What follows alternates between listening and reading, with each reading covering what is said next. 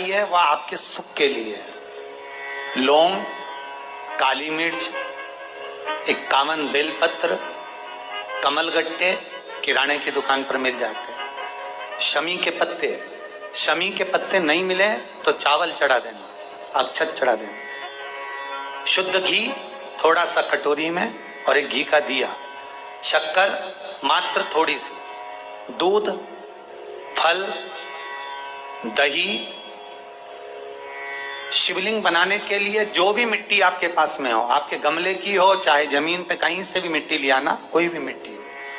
सफेद पुष्प, 31 चावल के दाने पहले से गिन के रख लेना चढ़ाने के लिए, 11 इलायची पहले से गिन कर रख लेना, 2 जनेऊ शिव जी को चढ़ाने के लिए, धूप बत्ती, घी का दीपक, पूजा की थाली जिसमें चंदन अभी।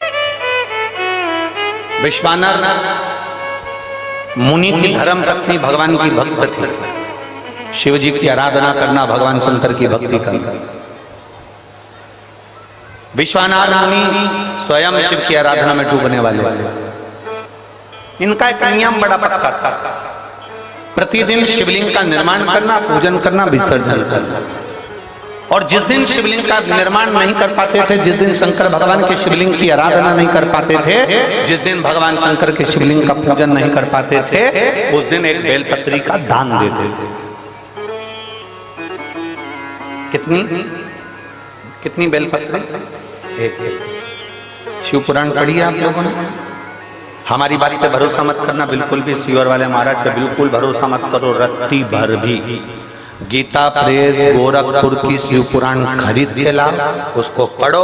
सीवर वाला महाराज झूठ तो नहीं बोल रहा, पढ़ो। कुमार खंड निकालो, उमा खंड निकालो, शिव महापुराण का कुमार खंड, उमा खंड निकाल कर पढ़ो, जिसके अंतर्गत लिखा हुआ है एक बेलपत्री का दान किसके बराबर होता है। तो कहा 1.25 मन सोने के सिंहासन पर शालिग्राम जी की मूर्ति को बिठाकर सोने का श्रृंगार कर कर किसी ब्राह्मण को दान दिया जाता है, उससे 1000 गुना दान बड़ा एक बेलपत्री का दान के बराबर। हम पर भरोसा मत करना, कहीं सीवर वाला महाराज झूठ तो नहीं बोल दिया, इसलिए शिव पुराण उठाकर पढ़ो। गीता प्रेस गोरखपुर की शिव पुराण को लाओ, पढ़ो और अध्ययन करो। अध्ययन करने पर तुम्हें मिलेगा कि शालिग्राम भगवान की शिला को सोने के सिंहासन पर बिठाकर, सोने और हीरे से सजाकर जो दान करने का पुण्य मिलता है, वो पुण्य केवल एक बेलपत्री के दान से मिल जाता है। केवल एक बेलपत्री में वो बल होता है। और अच्छे से समझ लेंगे, शंकर जी पे चढ़ी हुई बेलपत्र, मान लो तुम्हारे पास में बेलपत्र नहीं, मान लो तुम्हारे पास में बेलपत्र नहीं, अब तुम्हारे पास बेलपत्र नहीं है, शिव जी के मंदिर में गई हो, शंकर के शिवालय में गई हो, देवाधिदेव महादेव के शिवालय में पहुंची हो, शिवालय में शंकर के शिवलिंग पर जो बेलपत्र चढ़ी होती है, उस बेलपत्र को उठाकर पानी से धोकर वापिस चढ़ा देने का फल क्या होता है, वो भी शिव महापुराण में जरूर पढ़िए। तारा बाबा की कुटिया में कथा चल रही है और श्री गुरु शिव पुराण चल रही है, जरा ध्यान से सुनना इसको, बहुत सावधानी से। जितने बाहर के पंडालों में भक्त बैठे और जितने आस्था चैनल पर सुन रहे हैं, जितने फेसबुक यूट्यूब पर सुन रहे हैं, जितने रोड पर बैठकर कथा सुन रहे हैं, जहां जहां आवाज जा रही है, जहां बैठकर कथा सुन रहे हैं, बहुत सावधानी से कथा का स्मरण करिएगा। एक बेलपत्री का दान शालिग्राम भगवान के सोने के सिंहासन पर बैठकर दान करने के बराबर है। शंकर भगवान के शिवलिंग पर चढ़ी हुई बेलपत्र को धोकर वापिस शंकर भगवान के शिवलिंग पर चढ़ाने का जो पुण्य है, कहा भारत की भूमि पर 26,000 जो पवित्र नदियां बनी हैं, उन नदियों में आप स्नान कर कर आएंगे और चारों धामों का दर्शन, 12 ज्योतिर्लिंग का दर्शन, आप सारी सप्तपुरियों का दर्शन कर कर आएंगे। उसका जो पुण्य फल होगा, एक बेलपत्री को शंकर पर से उठाकर मिलाकर वापिस शंकर को चढ़ाने का ये फल हमें तुरंत प्राप्त हो जाता है। केवल एक बेलपत्री को उठाकर धोकर चढ़ा देंगे, ये फल प्राप्त होगा।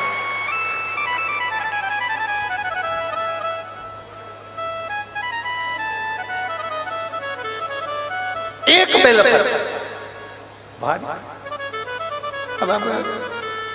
ना जाने कौन कौन ने ऐसा नियम बना दिया, हमें तो समझ में नहीं आता। थोड़ा सा दुनिया के लोग लोभ लालच में नियम बनाए हो तो बात दूसरी है।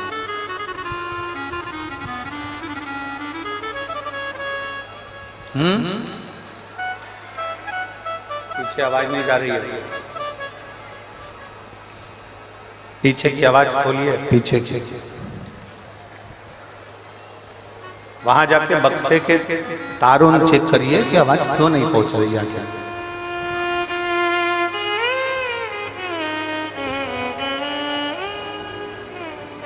ना जाने कौन कौन ऐसा नियम बना दिया, हमारे पुराण में नहीं है। फिर निवेदन करेंगे, बहुत सावधानी से सुनिएगा कथा। लोगों को थोड़ा बुरा लग सकता है हमारी कथा, तो वो तो लगता रहता है, उसमें स्मरण ना। किसी पुराण के अंदर यह नहीं लिखा कि चांदी की बेलपत्र बनाकर भगवान शंकर को समर्पित करो। ठीक है, समझ में आ रही है ना बात? स्नान कर कर आएंगे और चारों धामों का दर्शन, 12 ज्योतिर्लिंग का दर्शन, शिवरात्रि के पहले सप्तपुरियों का दर्शन कर आएंगे। उसका जो पुण्य फल होगा, एक बेलपत्री को पहले 9 दिन होते हैं, उसको हम शिवनवरात्रि वापिस शंकर को चढ़ाने का ये फल हमें तुरंत प्राप्त हो जाता है। केवल एक बेलपत्री को शिवनवरात्रि में ये फल प्राप्त हो। बाबा देवादिदेव महादेव की कृपा से 3 चीजें बड़ी अच्छी पड़ रही है। एक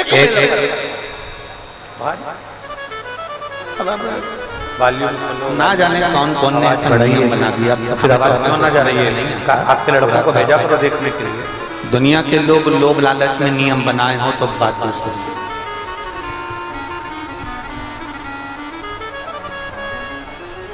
शिव नवरात्रि में 3 चीजें बड़ी विशेष। आवाज नहीं जा रही है, एक पीछे की आवाज खोलिए, पीछे की। शिवरात्रि के पहले पड़ रही है, वहां जाके बक्से के सोमवार की चेक करिए कि आवाज क्यों नहीं पहुंच रही है।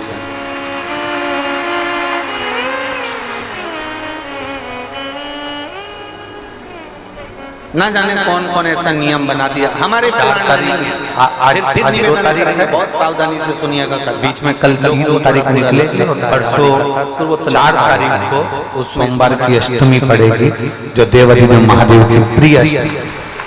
किसी पुराण के अंदर ये नहीं लिखा कि चांदी की सोमवार की अष्टमी भगवान शंकर। कई उपाय आप लोगों ने YouTube पर देखे होंगे, कथाओं के माध्यम से देखे। स्नान कर कर आएंगे और चारों धामों का दर्शन, 12 ज्योतिर्लिंग का दर्शन, आप सारी सप्तपुरियों का दर्शन कर कर आएंगे। उसका दिल से बाबा फल होगा। एक बेलपत्री को शंकर पर से उठाकर इसी मिलाकर क्रम में वापिस शंकर को चढ़ाने का ये फल हमें तुरंत प्राप्त हो जाता है। केवल एक बेलपत्र प्रदोष 2 कर चढ़ा देंगे और शिवरात्रि, और वो भी प्रदोष शुक्रवार। प्रदोष और शिवरात्रि दोनों एक साथ पड़ रही है। संध्या में शाम को प्रदोष का पूजन स्मरण करने से रात्रि का आनंद शायद भारत की भूमियों का लोक के लिए बहुत सौभाग्य का नियम बनाए हो तो संपूर्ण विश्व के लिए बड़ा। और फिर बाद में पड़ेगी फुलेरा। भगवान शंकर की शिवरात्रि के पहले जो 9 दिन रहते हैं, शिवरात्रि के पहले जो 9 दिन होते हैं, उसको हम शिव नवरात्रि कहते हैं। इन शिव नवरात्रि में बाबा देवादिदेव महादेव की कृपा से तीन चीजें बड़ी अच्छी पड़ रही है। एक वॉल्यूम लो, वॉल्यूम आवाज बढ़ाई है तो फिर आवाज क्यों ना जा रही है? आपके लड़कों को भेजा करो देखने के लिए।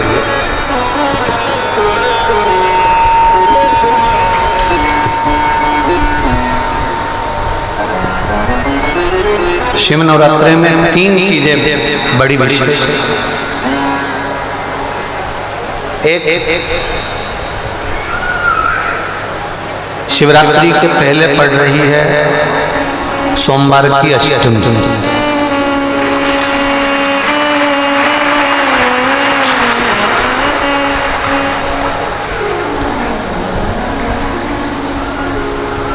चार तारीख, आज 2 तारीख है, बीच में कल 3 तारीख निकलेगी और परसों 4 तारीख को सोमवार की अष्टमी पड़ेगी, जो देवाधिदेव महादेव की प्रिय अष्टमी।